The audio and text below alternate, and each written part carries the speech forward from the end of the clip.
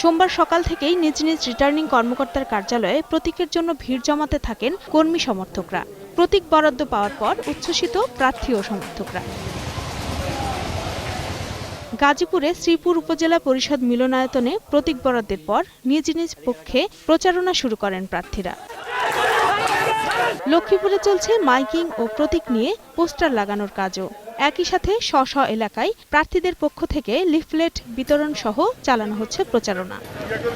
ময়মনসিংহের ৯ পৌরসভায় প্রার্থীদের মাঝে প্রতীক বরাদ্দ করা হয়েছে। চট্টগ্রামের ১০ পৌরসভায় মেয়র, সংরক্ষিত কাউন্সিলর ও সাধারণ কাউন্সিলর পদে প্রতিদ্বন্দ্বী প্রার্থীদের আনুষ্ঠানিকভাবে প্রতীক বরাদ্দ দেয়া হয়। ভৈরবে উৎসব মুখর পরিবেশে প্রার্থীরা নিজ নিজ প্রতীক নিয়ে নেমে পড়েন প্রচারণায়। সিলেটে পৌর এলাকাগুলোয় নির্বাচনী প্রচারণাকে ঘিরে শুরু হয়েছে উৎসব আমেজ।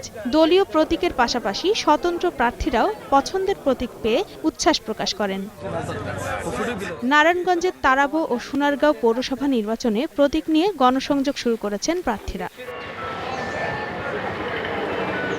এছাড়া খুলনা, বরিশাল, ঝিনাইদহ, জামালপুর, মৌলভীবাজার, গাইবান্ধা সহ নির্বাচনী পৌর এলাকাগুলোতে প্রতীক বরাদ্দ পাওয়ার পর উচ্ছ্বাস প্রকাশ করার পাশাপাশি গণসংযোগ শুরু করেন প্রার্থী ও সমর্থকরা। রত্না জামান, ২১ টেলিভিশন।